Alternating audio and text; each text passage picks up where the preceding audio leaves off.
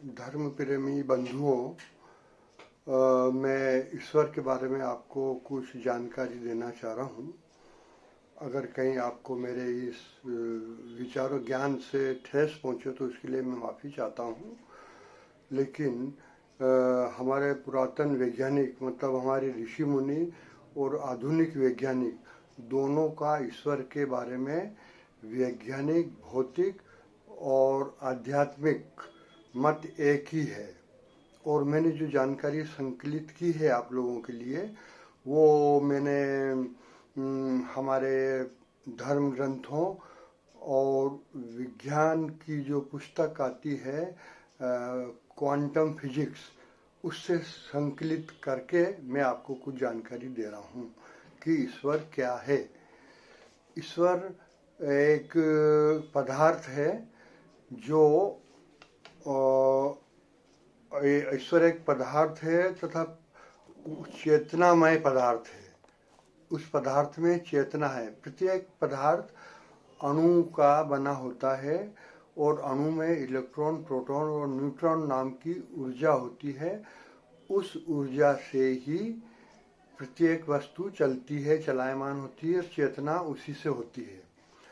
तो ईश्वर भी एक पदार्थ है जो अणु से बना है और अणु में इलेक्ट्रॉन, प्रोटॉन, न्यूट्रॉन है, जिसकी वजह से ऊर्जा है। अतः ईश्वर का दूसरा नाम ऊर्जा है। और ये हमारे विद्वान ऋषि मुनियों ने जो कहा है कि ईश्वर कण कण में बसा है, ये बिल्कुल सही बात है। वो इसलिए कहा है कि कोई भी कण यानी कोई भी पदार्थ अणु का बना होता है और अणु में इलेक्ट्रॉन, प्रोटॉन, न्यूट्रॉन की ऊर्जा होती है। तो ये कहना बिल्कुल सही है कि ईश्वर कण कण में व्याप्त है। और ये कहना भी बिल्कुल सही है कि प्रत्येक कंकर में शंकर है।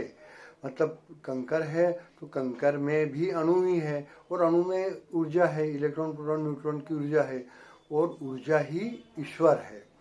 इसलिए ये कहना बिल्कुल सही है कि ईश्वर एक ऊर्जा है और कण कण में व्याप्त है और प्रत्येक कंकर शंकर है। और दूसरी बात यह है कि जो ये तो ईश्वर तो निराकार है, लेकिन हम आम जनता को समझाने के लिए सिंबॉलिक रूप में ईश्वर को ज्योतिर्लिंग के रूप में दर्शाया गया है। स्वयंभू ज्योतिर्लिंग को हम इंसानों को, आम जनता को समझाने के लिए सिंबॉलिक रूप में ज्योतिर्लिंग के रूप में समझाया गया है, बताया गया है, जबकि वास्तव में ईश्वर निराकार है। अब मैं ये बताना चाहता हूँ कि वैसे तो ईश्वर अनादिकाल से है, कोई उसकी कैलकुलेशन नहीं कर सका, न विज्ञान कर सका, न वैज्ञानिक कर सके और न ही हमारे ऋषि मुनि कर सके। फिर भी उन्होंने कुछ अंदाज लगाया है और बताया है कि आज से करोड़ों साल पहले, वैज्ञानिकों ने भी बताया है ये और ऋषि मुनियों ने भी यही पाया है कि आज से करोड़ों साल पहले बिग बैंग नाम की एक घटना हुई थी, जिसको बिग बैंग थ्योरी कहते हैं वैज्ञानिक।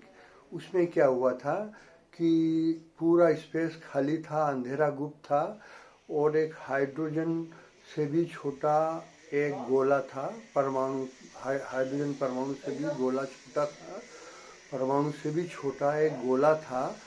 उस गोले में काफ़ी जोरदार विस्फोट हुआ, उससे काफ़ी उजाला हुआ और उसमें से बहुत सारे बड़े बड़े पिंड और छोटे छोटे पिंड और बालू रेती से भी बारीक कण पूरी पृथ्वी पर, पूरे ब्रह्मांड में व्याप्त हुए निकले।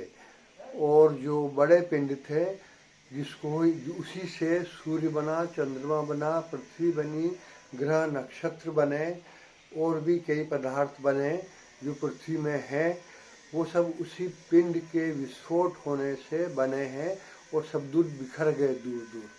और जो बड़े पिंड हैं, जो पृथ्वी, सूर्य, चंद्रमा, ग्रह नक्षत्र, ये सब अपनी धुरी में जाके स्थापित हो गए और अपनी परिधि में परिधि में घूमने लग गए। तो ये सब वही पदार्थ है जो उस परमाणु से निकले हैं।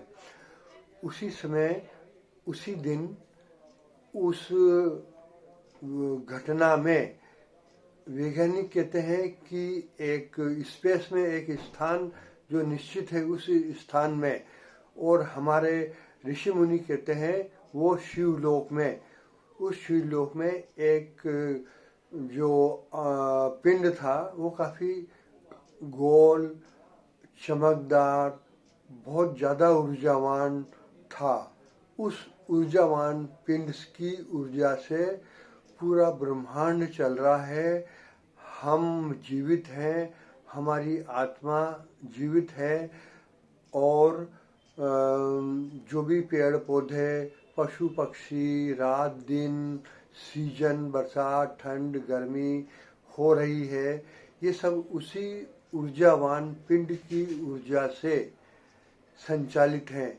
और उस ऊर्जा को कॉस्मिक एनर्जी कहते हैं, या आध्यात्मिक एनर्जी कहते हैं, या प्राकृतिक ऊर्जा कहते हैं। यही ऊर्जा है जिसकी वजह से सब कुछ चलायमान है, सब कुछ जीवित है और सब चल रहा है अपने अपने नियम के अनुसार जो ईश्वर ने निर्धारित किए हैं। तो इस ऊर्जावान पिंड को वैज्ञानिकों ने ऊर्जा पिंड कहा है, और हमारे ऋषि मुनियों ने उसको शिव ईश्वर कहा है। वही शिव का अवतरण दिवस है, क्योंकि शिव का जन्म तो, ईश्वर का जन्म तो नहीं होता, न ही मृत्यु होती है। ईश्वर अजर अमर अविनाशी है और निराकार है, तो उसका कोई आकार भी नहीं होता है। तो हमारे ऋषि मुनियों ने उसको शिव ईश्वर कहा है, और वैज्ञानिकों ने ऊर्जा पिंड कहा है।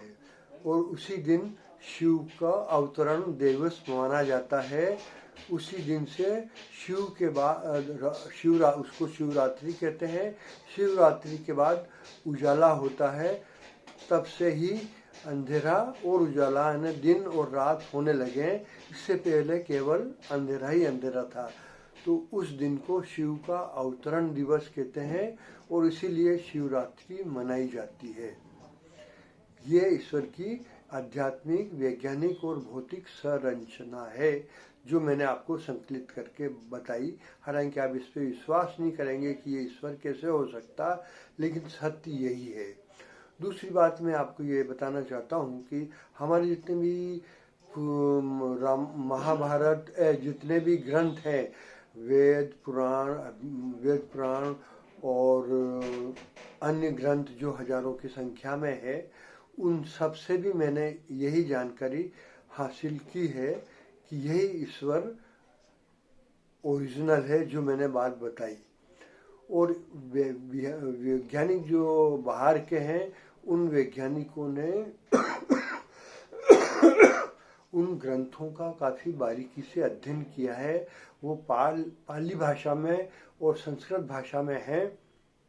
उनकी भाषा में उन्होंने अनुवाद करवाया, किया, और उसको काफ़ी स्टडी करने के बाद उन्होंने ये जानकारी इकट्ठी की और ये बनाया कि विश्व में उन्होंने जितने भी भौतिक पदार्थ बनाए हैं, साइकिल, मोटरसाइकिल, 4 व्हीलर, जहाज, हवाई जहाज, मोबाइल, टेलीफोन और लैपटॉप, और यहाँ तक कि रोबोट, और भी भविष्य में जो भी भौतिक विज्ञान से ये सब हमारे लिए संसाधन बनाए जाएंगे या बनाए गए हैं, ये सब का ज्ञान, हर चीज़ बात का ज्ञान हमारे उन वेद पुराणों में दिया हुआ है। हमारे भारतीय लोगों ने, भारतीय वैज्ञानिकों थे, उन्होंने ये कह के उनको ज़्यादा महत्व नहीं दिया कि ये तो धर्म ग्रंथ हैं, इनमें क्या पढ़ना, इनमें क्या मिलेगा। लेकिन विदेशों के वैज्ञानिकों ने इनका अध्ययन करके पाया, और ये सब जितने भी आविष्कार किए इन ग्रंथों से ही उन्होंने आविष्कार किए। इसलिए वैज्ञानिकों ने, विदेशी वैज्ञानिकों ने कहा है कि ये धर्म ग्रंथ नहीं है, ये वैज्ञानिक ग्रंथ हैं, और इनको वैज्ञानिक ग्रंथ मानना चाहिए, क्योंकि उसमें पूरे ब्रह्मांड का ज्ञान है। एक एक चीज़ जो हजारों साल लाखों साल पहले बता दी गई है और वो घटित हुई है, वो सब ज्ञान उन वेद पुराणों में है, मगर हम लोगों ने उसको महत्व नहीं दिया। उन्होंने महत्व दिया और ये सब आविष्कार उन्होंने उन्हीं धर्म ग्रंथों के आधार पे करी है और उनको वैज्ञानिक ग्रंथ कहा है। धन्यवाद।